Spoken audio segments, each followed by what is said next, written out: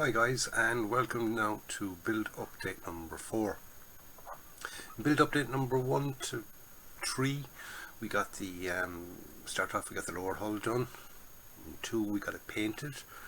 In 3 then we put in the upper hull. Now there wasn't very much to the upper hull, but it was there anyway, a little bit of PE, a little bit of PE work. So now we're on to the turret. Yes, the turret. With the big shooty thing. We like shooty things, so there's plenty of work to do on the turret. Just thinking that this is going to be a kind of a weird tank to build, in the fact that we're basically going to build it, weather it, and then we're going to start building again. Yes, because the slat armour is going to be on the outside of it, so it'll be built, painted, weathered, and then I'll be putting the slat armour on to sort of make it nice and easy. And I want to make it nice, I want to make it look good. So let's get down to the bench and let's get started on build update number 4, the turret. Hi guys, so we're down to the bench now, and as you can see, I'm after making a little bit of a start already on it. Just straighten up the camera there. It was a bit of an angle. Just starting to list. She was listing. Okay, so as you can see, I'm after making a bit of a start on it already. Okay, and this is what I've done. Let me get out the old destruction sheet. It's easier to show in the destruction sheet. The 2-piece barrel, well, it's actually 3-piece if you consider the little bit of the back at the bottom, at the tip there.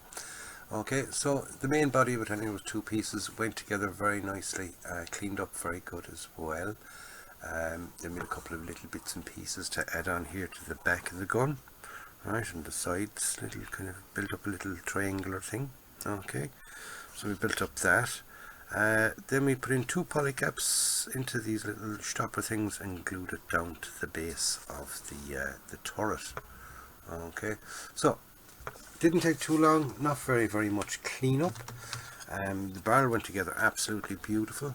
I did leave the barrel overnight and then sanded it rather than trying to kind of clean it off straight away, and it ended up very nice indeed. Okay, we just kind of trying probably just a little bit too much light there. So I'm always wondering if I'm not getting enough light, and then I end up getting too much in areas I don't want it. Right, so there we go. All the seam lines off that. The rest of it was quite nice. The gun goes up and down, so we've got our up and down shooty things. You know, that's basically it. Nothing more I can say about it. Little bit of clean off here on the sides. Quick rub of a sanding stick. That solved that. So anyway, carrying on then, that was step 13. Step 14. Okay, let's get over here. We'll have a look at step 14. We start off, we have loads of holes to make. And we've got a little piece to remove there, and we've got more pieces to remove here. Okay, and a couple more holes to do as well. Alright, also tells us putting in the transparent parts, but as you know, I won't be using the transparent parts in this. I'll be doing my glue and glaze trick. Then down here, then we're actually starting to put things on rather than taking them off. We've got some of these equipment, we call them equipment. I haven't a clue what they are. They're probably something to do with the laser sighting and GPS and internet downloads and the Facebook initiator and the Google translation box and all that kind of stuff. All that kind of military stuff that goes into the tanks these days. But anyway, it's got a shooty thing, and that's all I care about. A nice big shooty thing to go boom. So anyway, I get that page done, we get back to you, and we move on then from there. Okay, so I'm after getting step 14 done. Alright, couple of holes to be made, a couple of little bits and pieces to be removed off the turret. Pieces to be removed here was just a couple of rivets actually. Wasn't really that hard. Up here then, what was it? To make holes, to remove a kind of a side panel there. It's just really more of a kind of a mark for putting something on than an actual piece to be removed. Quick rub of a bit of sanding stick, that cleared that. What else was there? There was also something to remove as well. Oh, can't find it now. Couldn't remove that. Zip, zip, zip, zip, zip. Couldn't remove the things. Ah, yes, here. It says couldn't remove here. See that there? Let me just get into it there. There's me. Oh, got me light. Hey, that's the joys of having little things around the place. Here, it's just a seam that's kind of molded into it. A little ridge that had to be just sanded off. Okay, so I did that. Then I made the boxes, add them on. Okay, put the two sides of the turret together. A bit of PE in there and another little bit of PE up here for a cover over a periscope. Okay, so we'll have a close look at them. There's the cover, as you can see, there's the PE cover over the periscope. Nice bit of PE in here. Okay, and also like that piece you had to remove is because you were putting that in there. And there's the two boxes as well. So everything so far, everything is looking really, really nice, and everything is fitting absolutely beautiful. It really, really is. And you know, the shooty thing still goes up and down, so I'm happy. I'm happy once I can move my shooty thing. So, okay, let's move on now. Okay, step 15. Right, help me, pen again. We'll use that. So step 15, we're working on the rear basket basically, and a couple of other little bits and pieces to go on the turret, but mostly the rear basket. We have a hatch there alright as well. So it's mostly sort of getting the rear basket made up and getting it fitted. Okay. And then we're making up these things here, wherever they will go. Probably be adding them on next. More baskets then to go on after that then. These are the sort of little extra side baskets. Okay, so I get the basket made up, get it fitted, fit the other few little bits and pieces, and we'll come back then and we will have a look at that. Okay, and a quick change of angle again. Right, after getting that done now, we're after getting the basket done. Okay, so we get a closer look there at that. Right, then fitted the basket. Now I have to fit the this bit yet. That's the last little bit to do on that page. Okay, and these little baskets here to go on the sides of these. So we'll have a quick look at that anyway. Right, so there's the basket in place. Okay, just get a bit of light over on that. Okay, fits nicely, must admit. No problems fitting that whatsoever. A little bit fiddly, but no real problems, shall we say. And fiddly isn't a problem. Fiddly is all part of building. Okay, now we got these two here, right? They were beautiful. They really, really were. And I am a hater of PE. Well, I wouldn't say a hater, but I wouldn't be classed as a lover of PE, right? So there's those two little pieces there. Right, it's a mixture of PE and plastic, right? Now they went together nice. Okay, I have to use a little bit more PE or super glue than probably most people would use. But baskets went together anyway, right? Nice big gap down there, but that's not going to be seen because it's right at the back anyway. Okay, and the same then with the other one. I have a little bit of tape holding that one together because it started to kind of pop away just about here. So what I did was I just put a little bit of glue and another bit of tape around it just to kind of keep it secure for a while until I'm actually going to use it.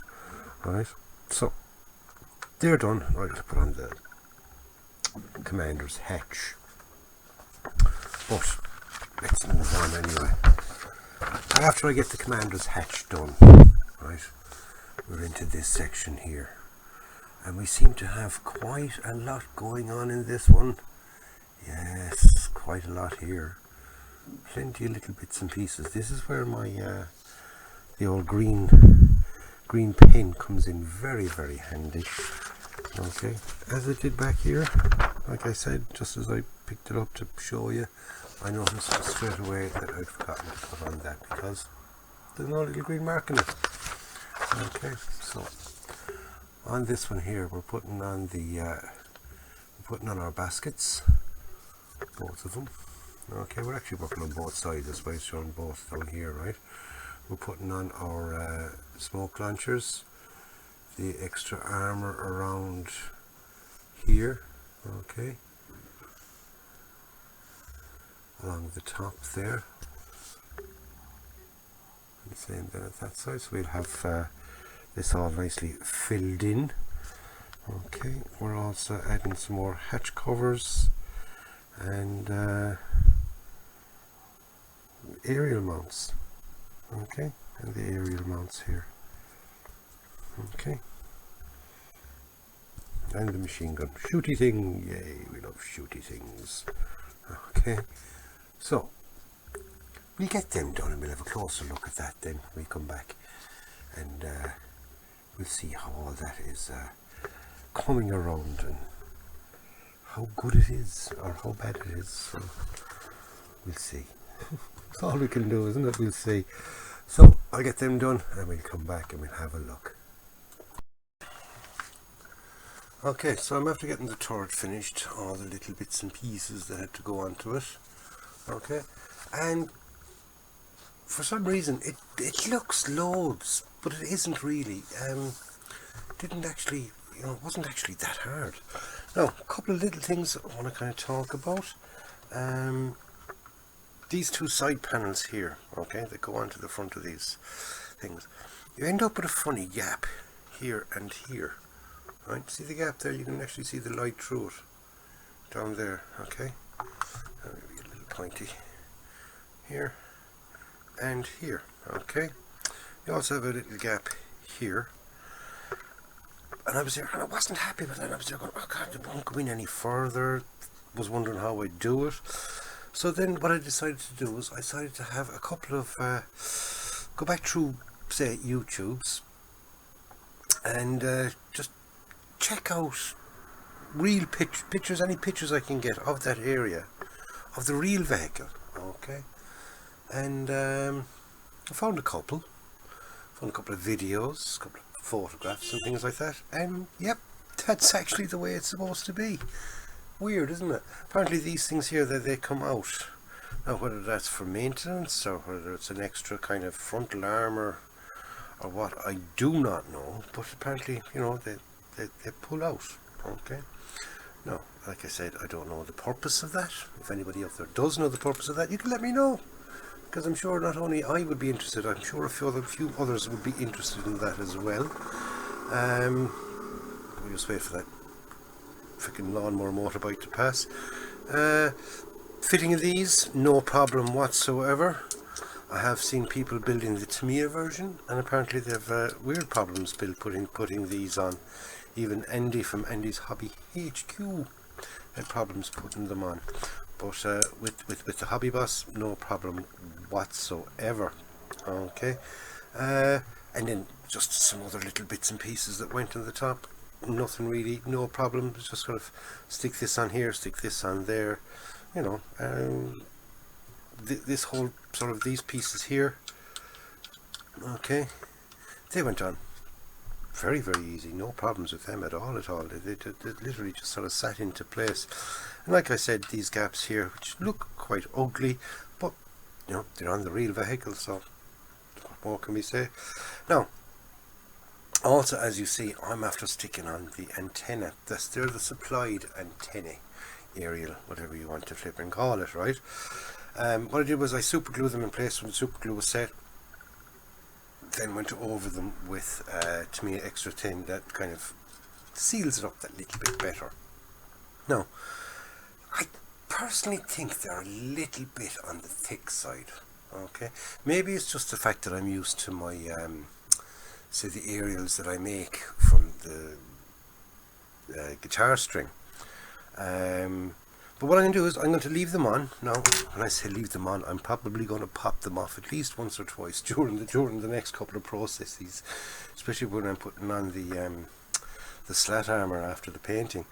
But there is a chance I'll pop them off. But you know, it can always be put back. Right. Also, then we have the little MG. Okay. It's the modernized MG 34 or 42 or 41 or whatever it is. Okay, it's the modern version of that. It still has a massive rate of fire compared to, say, the FN mag. They kind of kept the rate of fire, and it really is an awesome machine gun. I haven't got that glued into place, obvious reasons. That is, for weathering and painting, that is just only going to get in the way. You know, it's just going to get in the way. So I've decided to leave that off. I can, you know, stick it on one of these little things, pop that on there to where it gets attached to the kit. There we go. Stick it in my little block, and I will paint it later. Doesn't go on till the very, very end anyway, so we're not really too worried about it. Okay, but everything else is on. Anything that was supplied, all done. And I was there saying to myself, I've got a couple of extra freaking holes. Damn, I've got to fill those. And then I went, oh yeah, the slat armor. That's what all those extra little holes are for. They're for popping on the slat armor. Right, so there's the turret done. And also, what I got done was I got this tow cables. Okay, tow cables. Let's get some more light on that subject. There we go. Got the cold tow cables done. Okay. Right. Really happy with how they turned out. Now, for the tow cables, remember I did say I was going to make it my own. You could say I did, as in I didn't use what was supplied in the kit. What was supplied in the kit was some horrible rope stuff. Don't like using rope because between glue and paints it gets hairy, it looks awful. Really, really do. Don't like them at all. So what I used, believe it or not, was I went looking for wire, okay, to braid the wires, as in, you know, loop around a couple of times, spin this side, keep that side solid, and you'll make tow ropes. Very, very easy. I have a video there on how to make tow ropes. But when I went looking for wire, I couldn't find frickin' wire because lockdown, half the flipping places are shut. But I did find this in my local hardware store. Okay, and what it is as you can see, 3.5 millimeter. There we go. Brass picture wire. Quantity 1. Blah blah blah. Centurion. It's probably a brand. Doesn't mean anything. It's a brand I've never heard of before, right? But you get a grand spool of brass wire. But if you look closely at it, okay, see, can we get a nice, see it? It's already wound. Okay, and it's quite malleable. Okay, you'd want to kind of put a bit of extra heat on it and anneal it, and you can get it to do anything you want to, which is something I'd forgotten to do. I got so carried away and got excited at the fact that I didn't have to go making the things. I forgot to do the annealing process, softening it out. So then when it came to sort of fitting them around that, I've had to use super glue in places now. I've if you can see there where the crossover was, there we go, come on. If I can hold it steady, then the camera can kind of behave itself. Alright. As you can see there, I used a bit of super glue and it kind of spread out a little. Okay, just here we've got an extra little knobble of super glue, but I can cut that away. I kind of I'll trim that out before I go painting it, because once I go painting that, that'll show up even worse. But yeah, tow cables on, no problems whatsoever. So we can basically marry the two pieces together. As you can see, it's not the first time I've done that. I've been playing with it. Yes, so here is our vehicle, the main vehicle. Remember now we've got all the slat armour to go around the sides, but if I go putting that on now, it's going to be impossible to paint that unless I was painting the whole thing, say in a single colour. Say if I was doing it in desert yellow, then I could put on the slat armour and paint the whole lot, weather the whole lot, and I could have done that, and it could have turned out quite nice. But I decided to do with the NATO camouflage and the slat armour in the desert yellow, or the dark yellow, whatever we'll colour it, sand, give it a name, I don't care. Okay, I'm going to use dark yellow anyway from Tamiya. But if I put them on now, I can't basically paint. So what I'm going to do now is I'm going to paint this piece here. Okay, so I'm going to give it the NATO camouflage. Bit of weathering, similar to the weathering I did on the back and things like that. Just sort of dry brush it up a bit, make it look kind of realistic. You know, a bit of metal sort of dry brushing, all that kind of stuff, and a little bit of dust dry brushing again. But that's it, just dry brushing.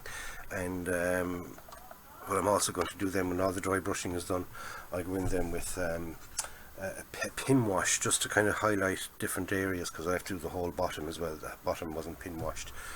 Reason being, I want everything to kind of match, and with the fact that I make my own washes, at least if I do it all in one go, I can be guaranteed it's all sort of the same batch. That's a handy tip for you. You know, unless you go making a big batch of it. But if you go make a big batch of it, it does go off. It'll separate. Bits of it evaporate, and then it's not nice. It's not nice. I tried it in the past. Ended up with sort of little dishes of gunk. So when you go making your own washes, just make it a little bit, as much as you need for the actual time. Okay, so there we go. That's the build section done. You'll have to join me now in the next update, where we get the NATO camouflage done, and the weathering and all that, and we get it ready then for the slat armour. Okay, so easiest way to join me for that video, of course, would be to subscribe to the channel. Yes, and not only subscribe to the channel, but what else is there to do? Yes, hit the bell, and once you hit the bell, then you'll be notified as soon as I upload the next video. So I want to say thank you very much for watching this one. Like I said, don't forget to subscribe. Any comments, stick them in the box below. Yes, a special box there. You can sort of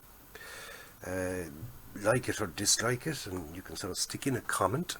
Let me know what you think yourself. Would I recommend the kit? So far, yeah. God, yeah, so far, definitely. But like I said, I haven't gone on to the slat armour yet. That could be a whole bag of worms to open up, or can of worms, or whatever they call it. I don't care. But it could be a nightmare, or it could go together nicely. But we give it a go anyway. We're not going to sort of stop at that. So anyway, lads, don't forget to join me next time. Thank you for watching this time. Be nice to one another out there. Stay safe, and go out and buy yourself a kit. Build it and enjoy it. So see you on the next one, lads. Take care.